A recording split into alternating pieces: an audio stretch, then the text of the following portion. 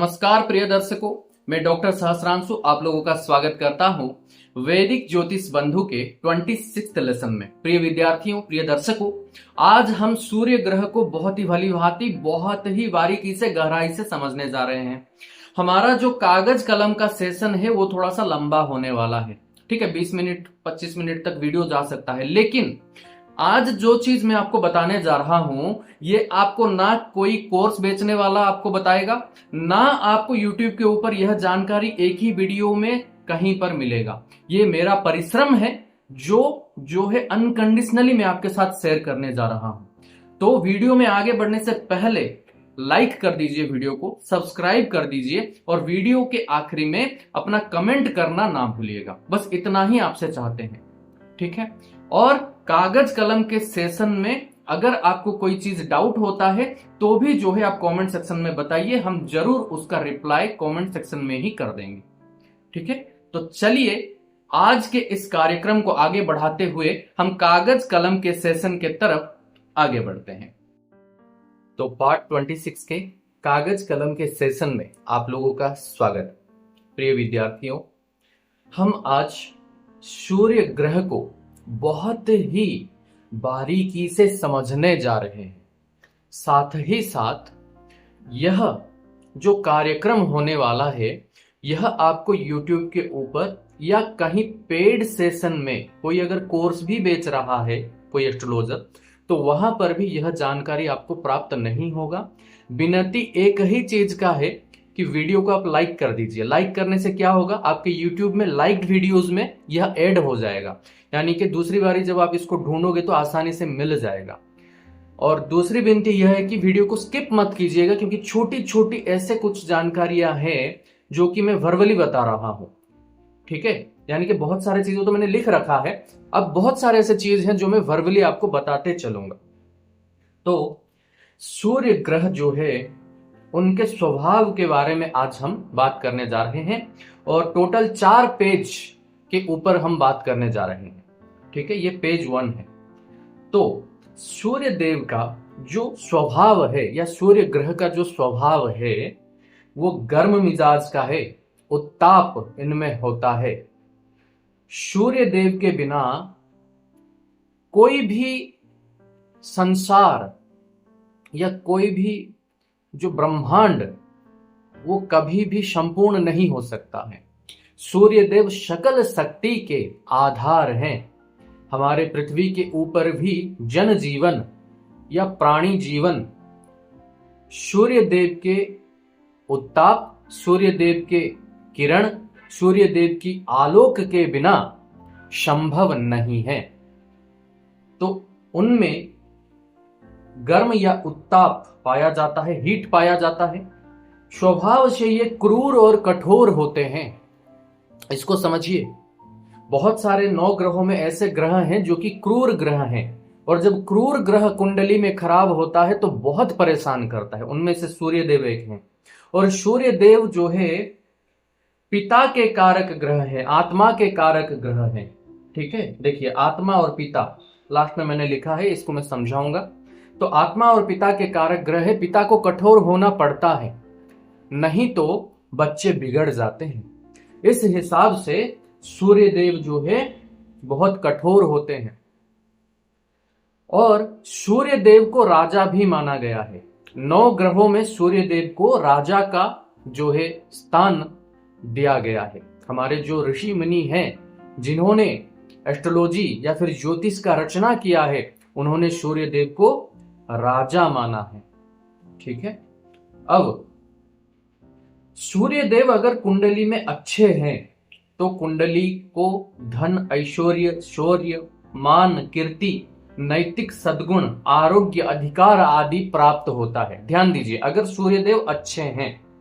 अगर सूर्य देव खराब हैं तो फिर या निर्बल हैं तो जातक अभिमानी होता है, स्वयं की बड़ाई करने वाला होता है, खुद ही अपना तारीफ करते रहता है, ठीक है। अपने अधिकार का दुरुपयोग करने वाला होता है, लोगों को परेशानी देने वाला होता है, पापी होता है, ठीक है। और सूर्य देव अगर अच्छे होते हैं तो सत्य प्रेमी होता है, उदार होता है, उच्च अभिलाषी होता है जीवन में जातक। ठीक है, ऐसे ही सूर्य देव जो है कृतिका नक्षत्र, उत्तरा फाल्गुनी नक्षत्र और उत्तराषाढ़ा नक्षत्र, इन 3 नक्षत्रों का स्वामी ग्रह सूर्य देव होते हैं। इसको आपको याद करना होगा, ये पॉइंट को। कृतिका नक्षत्र, उत्तरा फाल्गुनी नक्षत्र और उत्तराषाढ़ा नक्षत्र के स्वामी ग्रह सूर्य है। जैसे हम कुंडली में बताते रहते हैं कि मान लीजिए किसी का अगर मेष राशि है, ठीक है, किसी का अगर वृषभ राशि है, किसी का अगर कर्क राशि है, तो सामने बैठा जो ग्रह है, यानी कि जिस ग्रह को जो राशि मिला है, तो हम बता देते हैं आपके राशि का स्वामी अमुक ग्रह है। ऐसे आप कुंडली देखते देखते यह भी बताएंगे कि अगर आपका कृतिका नक्षत्र है तो आपका नक्षत्र स्वामी सूर्य है, उत्तरा फाल्गुनी है तो नक्षत्र स्वामी सूर्य ग्रह है, और उत्तराषाढ़ा नक्षत्र है तो आपके नक्षत्र स्वामी सूर्य है। इसको आपको याद रखना पड़ेगा।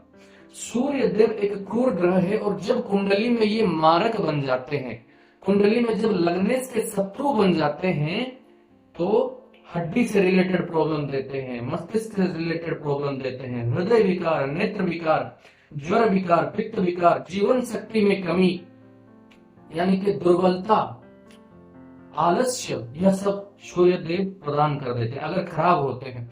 और सूर्य देव का जो मारक दशा चल रहा होता है, उसमें अगर सूर्य देव को किसी कुंडली को मृत्यु देना है या मृत्यु तुल्य कष्ट देना है, तो ऐसा एक्सीडेंट करवा देंगे कि अस्थि टूट जाएगा या फिर हड्डी टूट जाएगा, मस्तिष्क में चोट लग जाएगा, सिर पर चोट लग जाएगा और उसका देहांत हो जाएगा।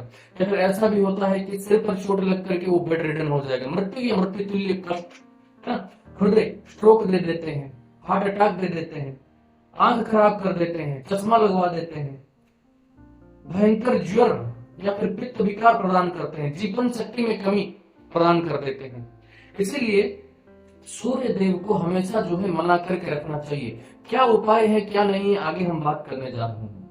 तो सूर्य देव जो है आत्मा कारक, ऊर्जा कारक, पिता के कारक, गार्डियन के कारक, राजा और प्रशासन के कारक होते हैं।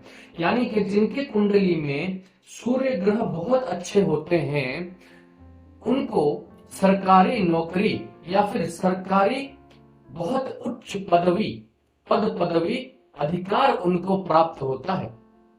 ठीक है, तो आज के जमाने में राजा कौन है? प्रशासनिक अधिकारी है। राजा कौन है? पॉलिटिशियंस है। तो आज के जमाने में अगर राजा, कलयुग में राजा अगर कोई बनता है तो उनके कुंडली में सूर्य बहुत बलशाली होते हैं, ये आप चेक करके देखना। ठीक है, तो सूर्य के कृपा के बिना जो है सरकारी नौकरी तथा प्रशासनिक मुश्किल है, असंभव नहीं है, लेकिन बहुत, अगर इनकी कृपा हो जाती है तो बहुत अच्छे से जातक जीवन में आगे बढ़ता। अब चलिए पेज 2 के ऊपर चलते हैं और ज्ञान बटोर लेते हैं। तो पेज 2 में आप लोगों का स्वागत है। देखिए, सूर्य ग्रह का जो रंग होता है वो लाल रंग होता है या फिर तांबा का रंग होता है, यानी कि copper colour, brown colour, chocolate colour, लाल रंग, हल्का गुलाबी रंग, ये सब जो है सूर्य ग्रह का रंग है। जिनके कुंडली में सूर्य ग्रह बहुत अच्छे हैं उनको ये रंगों का इस्तेमाल करना आवश्यक है। ठीक है, अगर सूर्य की कृपा चाह रहे हैं तो ये रंग का इस्तेमाल कर सकते हैं। जिनके कुंडली में सूर्य मारक है, बाधक है, ठीक है, योग कारक नहीं है, खराब ग्रह बन करके बैठ गए हैं, वो इन रंगों से परहेज करें।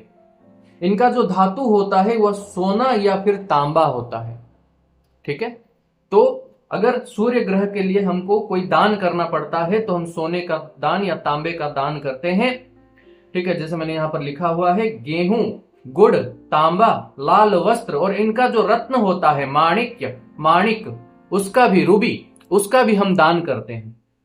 ठीक है, सूर्य देव का जो मंत्र है वो है ओम ह्रां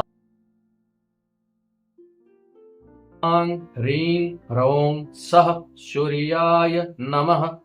ओम ह्रां ह्रीं ह्रौं सः सूर्याय नमः, यह इनका मंत्र है, बीज मंत्र है। सूर्य जब खराब प्रभाव दे रहे होते हैं तो इस मंत्र का अनुष्ठानिक जाप किया जाता है। अनुष्ठान खत्म होते समय जो है इन चीजों का यथाशक्ति दान किया जाता है। सूर्य अगर कुंडली में बहुत अच्छे हैं तो सूर्य देव को और भी अच्छा करने के लिए, उनकी कृपा को आसानी से प्राप्त करने के लिए माणिक रत्न पहना जाता है। माणिक रत्न कैसा होता है मैं आपको इसी वीडियो में दिखा देता हूं। लाइव जो माणिक रत्न मेरे पास है उसको मैं आपको दिखा देता हूं, ठीक है। तो देखिए यह होता है माणिक रत्न। देखिए आप, कुछ इसमें से डार्क कलर के हैं, कुछ जो है इसमें से हल्के रंग के हैं, ठीक है। एडिशनल लाइट अगर होता है तो मैं इसके ऊपर थोड़ा सा देता हूं ताकि आपको समझ में आए, ठीक है। तो ये होता है माणिक का रत्न। इसको तांबे में या फिर सोने में धारण किया जाता है, अनामिका उंगली में या फिर रिंग फिंगर में धारण किया जाता है। अगर सूर्य अच्छे हैं तब, अगर सूर्य खराब है तो इसका दान करना आवश्यक होता है, ठीक है। तो ये माणिक रत्न है। अब इसको ओरिजिनल या डुप्लीकेट कैसे पहचाने, कौन सा क्वालिटी कैसा होता है, इसके ऊपर जब रत्नों का श्रृंखला शुरू होगा हमारा, तो रत्नों के श्रृंखले में हम इसको, या जब रत्नों का सीरीज शुरू होगा तो हम इसके ऊपर आपको विस्तृत ज्ञान प्रदान करेंगे, ठीक है। तो ये होता है माणिक। अब देख लीजिए अच्छे से, ठीक है। अब जो है माणिक रत्न को धारण कैसे करें। माणिक रत्न को तांबे में बनाया जाता है, बनाने के पश्चात उसमें प्राण प्रतिष्ठा या फिर जो है उसका पंचोपचार षोडशोपचार पूजा होता है। सूर्य देव की शक्ति को उसमें आवाहन किया जाता है। उसके पश्चात अच्छे समय में, अभिजीत मुहूर्त में या फिर जो है अमृत काल में उसको धारण किया जाता है। रविवार के दिन धारण किया जाता है और जातक जो है उसका पंचांग देखा जाता है कि कहीं उसका उसके दिन, उसी दिन उस रविवार को उसका नक्षत्र तो खराब नहीं है, उसका राशि तो खराब नहीं चल रहा है, तो अच्छा मुहूर्त ढूंढ करके उसको धारण किया जाता है इस मंत्र का जाप कर करके, और सूर्य देव को जो है साक्षी मानते हुए उसको धारण किया जाता है, रिंग फिंगर में धारण किया जाता है, ठीक। ये सब हम और अच्छे से आगे बात करेंगे। अब देखिए, गेहूं, गुड़, तांबा, लाल वस्त्र, माणिक इत्यादि का जो है सूर्य ग्रहों के लिए हम दान करते हैं। ऐसे ही सूर्य जो है मेष राशि में उच्च के होते हैं और तुला राशि में नीच के होते हैं। लेकिन एक यहां पर कंडीशन है कि सूर्य देव का डिग्री अगर 10 डिग्री तक है तब ही वो मेष होंगे या फिर तुला राशि में नीच के होंगे, नहीं तो वो सामान्य माने जाएंगे, ठीक है। और सूर्य देव का, हर ग्रह का एक मूल त्रिकोण राशि होता है। मूल त्रिकोण राशि किसी किसी ग्रह का स्वराशि में ही होता है, किसी किसी ग्रह का स्वराशि अलग और मूल त्रिकोण राशि अलग होता है। लेकिन सूर्य देव का स्वराशि भी सिंह राशि है और मूल त्रिकोण राशि भी सिंह राशि है, ठीक है। तो कुंडली में, एक कुंडली में लाता हूं, चलिए ये भी आपको आसानी से बताता हूं। तो किसी कुंडली में अगर मान लीजिए सूर्य देव यहां पर बैठ गए हैं, ठीक है, तो सूर्य देव यहां पर बैठे हैं। अब यहां पर अगर इनका डिग्री 18 डिग्री का है तो हम क्या पढ़ रहे हैं, अप टू 20 डिग्री के अगर हैं और सिंह राशि में स्थित है, यानी कि यहां पर जो नंबर लिखा रहेगा वो अगर 5 नंबर लिखा है, यहां पर अगर 5 नंबर लिखा हुआ है कुंडली में, आपके 12 भावों में कहीं भी सूर्य अगर 5 नंबर लिखा हुआ घर में बैठे हैं या भाव में बैठे हैं और उनका डिग्री अगर 20 डिग्री के अंदर है तो वो मूल त्रिकोण के प्रभाव में है, बहुत अच्छा फल देंगे, बहुत अच्छा फल देंगे, बता नहीं सकते हैं कितना अच्छा फल देंगे। लेकिन अगर कुंडली में सूर्य देव मेष राशि में स्थित है, यानी कि मान लीजिए यहां पर बैठ गए हैं सूर्य देव, ठीक है, और यहां पर 1 नंबर लिखा हुआ है, तो यहां पर सूर्य देव का डिग्री अगर 8 डिग्री का है तो 10 डिग्री के अंदर हुए और मेष राशि में भी स्थित है, तो जो है यहां पर ये उच्च के हुए। मान लीजिए ये 18 डिग्री का हो जाएगा। 18 डिग्री का सूर्य मेष राशि में ही स्थित है। सूत्र क्या बता रहा है, 10 डिग्री से ऊपर का अगर हो गया तो फिर सूर्य देव मेष राशि में होकर के उच्च के प्रभाव में होंगे, उच्च के नहीं होंगे। उच्च के प्रभाव में है लेकिन उच्च के नहीं होंगे, सामान्य माने जाएंगे। ऐसे ही अगर सूर्य मान लीजिए किसी कुंडली में यहां पर 7 नंबर लिखा है और सूर्य देव जो है यहां पर बैठे हुए हैं, ठीक है, तो सूर्य देव जब यहां पर बैठे हैं तो तुला राशि में बैठ गए। अब तुला राशि में सूर्य देव बैठे हैं तो मान लीजिए इनका डिग्री जो है यहां पर 9 डिग्री का है, तो 9 डिग्री का सूर्य यहां पर बैठे हैं तो 10 डिग्री के अंदर के हैं तो यहां पर नीच के हुए। मान लीजिए ये 19 डिग्री का कर देते हैं हम इसको, 19 डिग्री का जब हम सूर्य देव को कर दिए तो फिर 10 से ज्यादा हो गया, तो यहां पर सूर्य देव नीच के प्रभाव में है, नीच के नहीं है। यानी कि नीच के होते तो बहुत खराब होते, नीच के प्रभाव में है यानी कि 50% खराब है, 100% खराब नहीं है और सामान्य माने जाएंगे। ठीक है, चलिए इसको मैंने आपको समझा दिया। तो मूल त्रिकोण को समझिए, ठीक है, यानी कि स्वराशि में ही अगर 20 से 30 डिग्री तक होते हैं सूर्य देव तो ये सामान्य या फिर स्वराशि के अच्छे फल देंगे। लेकिन अगर स्वराशि में, सिंह राशि में अप टू 20 डिग्री है किसी के कुंडली में तो बहुत अच्छा फल देंगे मूल त्रिकोण अवस्था में रह करके। ठीक है, चलिए अगले जो है हम पेज पर चलते हैं। 3 में आप लोगों का स्वागत है। देखिए, सूर्य ग्रह का जो नंबर है वो 1 नंबर होता है। जिनके कुंडली में सूर्य ग्रह अच्छा है, जिनका लग्न का मालिक सूर्य देव है, जिनका सिंह राशि है, ठीक है, यानी कि जिनका चंद्र राशि या जन्म राशि जिनका सिंह राशि है, उन लोगों का नंबर 1 जो है बहुत शुभ होता है। तो एज पर न्यूमरोलॉजी जो है सूर्य देव का नंबर 1 होता है, इसको याद रखिए। अब भाव 1, 9, 10 यानी कि किसी कुंडली में अगर हम देखें, चलिए किसी भी एक हम लग्न का कुंडली इसको बना देते हैं। कौन से लग्न का बना है मेरे बताने से पहले आप मन ही मन सोचिए, ताकि आपको भी याद हो जाए या फिर पता चल जाए कि आप कितना जो है ज्योतिष में सिद्धहस्त बन रहे हैं धीरे धीरे। लग्न यानी कि प्रथम भाव में अपने 4 लिखा है, 4 यानी कि कर्क राशि। चलिए इसको भी आसान करता हूं अगर आपको अभी तक याद नहीं है। 4 यानी कि कर्क राशि, यानी कि कर्क राशि का जो मालिक है वो लग्न के मालिक हो जाएंगे। तो ये कर्क लग्न का पत्रिका बन गया, कर्क लग्न का पत्रिका हमने बना दिया और इसके मालिक जो है चंद्र है। देखिए कर्क राशि का मालिक चंद्र है, तो चंद्रमा जो है इसके लग्नेश बनेंगे, यानी कि इस भाव के ऊपर चंद्रमा का प्रभाव रहेगा। लेकिन एक चीज मैं आपको बताऊंगा, मान लीजिए ये एक भूखंड है, ये एक कुंडली नहीं है, ये एक प्लॉट है, बिल्कुल स्क्वायर वाला एक प्लॉट है। ठीक है, अब इस प्लॉट को 12 भावों में विभक्त किया गया है। ठीक है, तो 1 2 3 4 5 6 7 8 9 10 11 12 करके विभक्त किया गया है। इसमें प्रथम भाव, देखिए यहां पर जो नंबर लिखा है ये राशि है। अगर आपने पिछले वीडियोस को देखा होगा तो आपको पता होगा कि यह प्रथम भाव होता है, ये द्वितीय भाव, ये तृतीय, चतुर्थ, पंचम, षष्ठम, सप्तम, अष्टम, नवम, दसम, एकादश, द्वादश। ठीक है, तो उस हिसाब से सूर्य ग्रह प्रथम भाव, नवम भाव और दसम भाव का कारकत्व अपने पास रखते हैं। यानी कि किसी भी लग्न का कुंडली हो, लग्न का प्रथम भाव, नवम भाव और दसम भाव का कारकत्व हमेशा सूर्य अपने पास रखते हैं। इसीलिए कुंडली में सूर्य कहीं पर भी बैठे हो, अगर प्रथम भाव, नवम भाव और दसम भाव में ही सूर्य खुद बैठे हुए हैं और सिंह राशि में बैठे हुए हैं तो बहुत अच्छा फल देते हैं, बहुत अच्छा फल देते हैं, क्योंकि ये 3 घर के कारकत्व सूर्य अपने पास रखते हैं। ठीक है, और अगर सूर्य कुंडली में कहीं और बैठे हैं फिर भी इन घरों के रिलेटेड चीजों का शुभ फल प्राप्त करने के लिए हम सूर्य देव का उपाय कर सकते हैं, सूर्य देव को प्रसन्न कर सकते हैं। ठीक है, इस चीज को समझिए, यानी कि ये प्लॉट तो है चंद्रमा का टेम्पररीली इस जीवन के लिए, क्योंकि इसका लग्नेश चंद्रमा बन गए, लेकिन संसार के सृष्टि से लेकर संसार के प्रलय तक सूर्य देव का ही प्लॉट है ये। इस घर के कारकत्व सूर्य देव का ही है।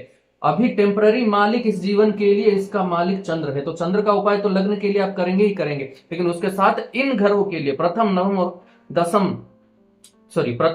और दसम घर के लिए जो है आपको यहां पर सूर्य देव का जो है उपाय करना आवश्यक होता है। ठीक है, और मान लीजिए अगर यहां पर 5 नंबर लिखा है, इन 3 घरों में से कहीं पर भी 5 नंबर लिखा है और सूर्य देव यहीं पर ही उपस्थित हैं, ठीक है, तो वो क्या हो गया, स्वराशि में आ गए, सिंह राशि में, स्वराशि खुद के घर में बैठ गए तो बलशाली हो गए। और यहां पर अगर वो मूल त्रिकोण में है, यानी कि 20 डिग्री के अंदर अगर वो है तो बहुत अच्छा फल देंगे, 20 से 30 डिग्री के अंदर है तो भी अच्छा फल देंगे।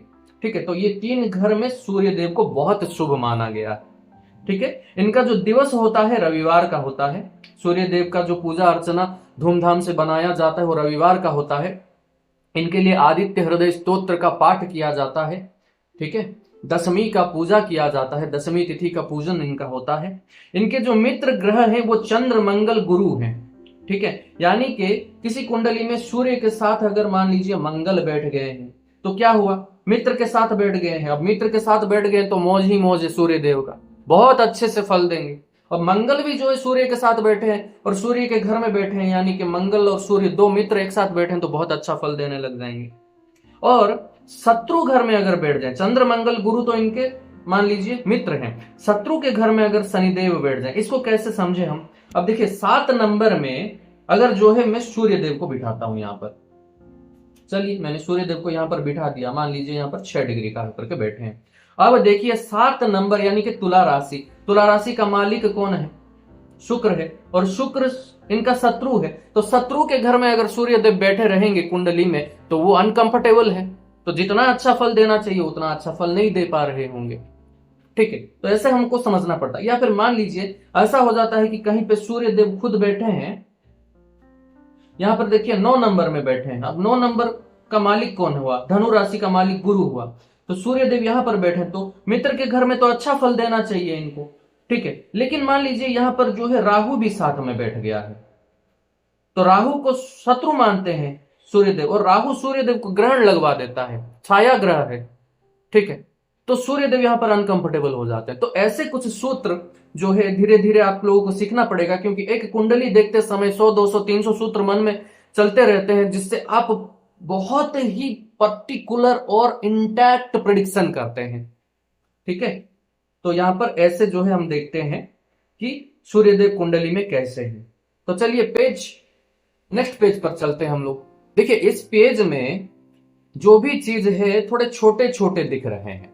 इस पेज को अच्छे से देखने के लिए मैं आपसे यह आग्रह करूंगा कि आपके YouTube में आप देखिए ऊपर की तरफ राइट हैंड साइड की तरफ एक सेटिंग का चिन्ह होगा, सेटिंग के ऊपर क्लिक करके वीडियो का जो क्वालिटी है उसको आप बढ़ा लीजिए, हायर पिक्चर क्वालिटी कर लीजिए ताकि आपको क्लियरली दिखे सारा चीज, ठीक है। तो देखिए प्रथम कुंडली, सूर्यदेव दिखने में ऐसे होते हैं, 7 घोड़े होते हैं उनके रथ में, ठीक है। देखिए 1 2 3 4 5 6 7, ठीक है। तो 7 घोड़े उनके रथ में होते हैं, सोने का रथ होता है उनका, और एक हाथ में शंख चक्र और आशीर्वाद मुद्रा में बैठे हुए रहते हैं। तो ये होते हैं सूर्यदेव, ठीक है। तो प्रथम लग्न कुंडली को देखते हैं, कुछ चीज मैं आपको समझाना हूं। देखिए प्रथम कुंडली में सूर्य देव रेड कलर का सूर्य लिखा है, 6 डिग्री का है। अब 5 नंबर लिखा है, यानी कि ये सिंह लग्न का पत्रिका हुआ। सिंह लग्न में सूर्य देव खुद अपने ही घर में यानी कि प्रथम घर में बैठे हैं, यानी कि यहां पर सूर्य देव बहुत अच्छा फल देंगे, क्योंकि 20 डिग्री के अंदर सूर्य देव जो है मूल त्रिकोण में है तो बहुत अच्छा फल देंगे। लेकिन यहां पर शुक्र साथ बैठे हैं, तो शुक्र जो है इनके शत्रु है, तो इनके फल में कहीं ना कहीं थोड़ा सा कमी होगा। लेकिन क्योंकि खुद के घर में सूर्य है तो सूर्य के घर में शत्रु आया है, तो शत्रु को ये डोमिनेट करेंगे, ठीक है। तो ऐसे हम जो है लॉजिक लगा करके एस्ट्रोलॉजी में प्रेडिक्शन करते हैं। अब यहां पर भी साथ बैठे हैं, तो सूर्य जो है बुध के साथ समभावना रखते हैं, बुध सूर्य के साथ जो है मित्रता रखते हैं, तो बुध और सूर्य मिल करके यहां पर जो है यहां पर बुधादित्य योग बना देते हैं, ठीक है। तो ऐसे इस कुंडली के लिए हमने सूर्य को ऐसे समझा। अब चलिए देखते हैं दूसरे कुंडली में। अब दूसरे कुंडली में सूर्य कहां बैठे हैं, देखिए यहां पर बैठे हैं। अब देखिए कुछ कुछ सॉफ्टवेयर में 20 डिग्री के सूर्य को भी उच्च का बताया गया है। यहां पर एक छोटा सा एरो मार्क है जो कि अपवर्ड्स एरो मार्क है, यानी कि मेष राशि में सूर्य है तो सूर्य उच्च का है, लेकिन ऐसा नहीं है। शास्त्र के हिसाब से अगर 20 डिग्री का सूर्य है तो मेष राशि में उच्च के प्रभाव में जरूर है, लेकिन सामान्य है, ठीक है। यह चीज मैं आपको समझाना चाह रहा था। और यहां पर भी देखिए सूर्य और बुध साथ बैठ करके बुधादित्य राजयोग का निर्माण कर रहे हैं। राजयोग या फिर योग, कौन से ग्रह से कौन सा योग बनता है, राजयोग बनता है, इसके ऊपर भी हम आगे बात करने जा रहे हैं, ठीक है। बुधादित्य राजयोग एक शुभ योग होता है, बहुत ही अच्छा फल देता है, ठीक है। तो यहां पर सूर्य देव को देखिए मैं बता रहा हूं उच्च का बताया गया है सॉफ्टवेयर के माध्यम से, लेकिन उच्च का नहीं है क्योंकि 10 डिग्री से ऊपर का है सूर्य देव, ठीक है। अब देखिए तीसरे कुंडली में देखिए 7 नंबर में सूर्य देव है। अब हमने पढ़ा है कि प्रथम घर, दशम घर और नवम घर में जब सूर्य देव होते हैं तो बहुत अच्छे होते हैं। तो घर के भाव के शक्ति के हिसाब से या घर के शक्ति के हिसाब से सूर्य देव यहाँ पर बलवान हुए, लेकिन 7 नंबर में बैठे हैं। 7 नंबर में बैठे हैं यानी कि शुक्र के घर में बैठे हैं, तुला राशि में। तो शुक्र के साथ जो ये शत्रुता रखते हैं, तो शत्रुता आचरण करते, तो शत्रु के घर में सूर्य अनकंफर्टेबल हुए, तो यहाँ पर 50-50 फल देंगे। यानी कि भाव का बल तो मिल रहा है, लेकिन भाव का मालिक अभी जो है यहाँ पर शुक्र हो गया है करेंटली, तो थोड़ा सा शत्रु का प्रभाव में है, तो 50-50 फल देंगे। और यहाँ पर देखिए तुला राशि का सूर्य को नीच का बताया गया है, लेकिन 27 डिग्री का सूर्य है, और हम जानते हैं कि 10 डिग्री तक का सूर्य ही जो है नीच का होता है। तो यहाँ पर सूर्य नीच के प्रभाव में जरूर है, लेकिन नीच के नहीं माने जाएंगे। ठीक है, अब देखिए यहाँ पर चौथे कुंडली में सूर्य कहाँ बैठे हैं? 3rd हाउस में बैठे हैं, 1st 2nd 3rd हाउस में, तुला राशि में ही बैठे हैं। तुला राशि में 21 डिग्री का सूर्य को भी नीच का बताया गया है, लेकिन ऐसा नहीं है। 10 डिग्री तक होते तो ही नीच के होते, तो यहाँ पर सामान्य माने जाएंगे या नीच के प्रभाव में माने जाएंगे। सूर्य के साथ देखिए यहाँ पर बुध बैठा है, तो एक मित्र बैठ गया, तो थोड़ा सा इनको अच्छा लग रहा है, लेकिन राहु जो है इनको ग्रहण योग लगा रहा है, सूर्य के साथ राहु बैठकर, है ना।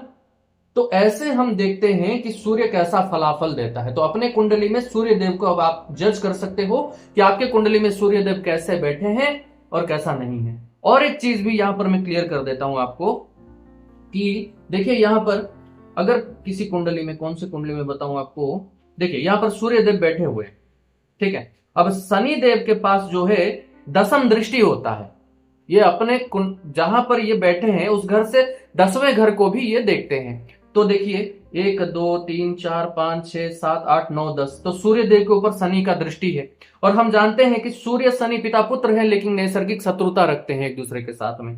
तो शनि और सूर्य का यहाँ पर संबंध बन रहा है, तो शनि सूर्य को देख रहे हैं, यानी कि सूर्य के ऊपर शत्रु का दृष्टि है, तो सूर्य फिर से अनकंफर्टेबल हुए। तो इन चीजों को हमको देखना पड़ता है फल कथन करने से पहले कि सूर्य देव कैसे हैं, उसके ऊपर किसका दृष्टि है, वो कौन से राशि में बैठे हैं, मित्र के साथ बैठे हैं या नहीं है, उनको शत्रु देख रहा है या फिर मित्र देख रहा है, वो किसको देख रहे हैं, ये सारा चीज देख करके हम फल कथन करते हैं। ठीक है, तो वीडियो थोड़ा सा लंबा हो गया, लेकिन यहां पर जो जानकारी जिस साफ सफाई के साथ मैंने आपको बताया है, ये YouTube में कहीं नहीं मिलेगा। दयापूर्वक वीडियो को लाइक करिए, चैनल को सब्सक्राइब करिए दयापूर्वक। निःशुल्क ज्योतिष शिक्षा हम प्रदान कर रहे हैं, इसके बदले कुछ नहीं चाहते, बस आपका साथ प्यार आशीर्वाद चाहते हैं। डिजिटल माध्यम से आपका साथ प्यार आशीर्वाद यही है कि आप वीडियो को लाइक करेंगे, सब्सक्राइब करेंगे, और आपका जो मन भावना है वो कॉमेंट सेक्शन में जरूर बताएंगे। ठीक है, तो बहुत बहुत जो है धन्यवाद आप लोगों का कि आपने पेशेंस बांध करके लास्ट तक जो है वीडियो में बने रहे, और वीडियो को जो है आपने यहाँ पर अच्छे से देखा और सारा ज्ञान आपने बटोर लिया है। ठीक है, तो अगले कार्यक्रम में हम चंद्रमा के ऊपर बात करने जा रहे हैं, चंद्रमा के ऊपर सारा ज्ञान बटोरने जा रहे हैं। तब तक के लिए जो है आप लोग खुश रहिए, सनातन तथा ज्योतिष के प्रति अपना जिज्ञासा ऐसे ही बरकरार रखिए, हमारे प्रति आपका प्रेम आशीर्वाद ऐसे ही बनाए रखिए। आप सभी को हमारे तरफ से सहृदय जय श्री राम।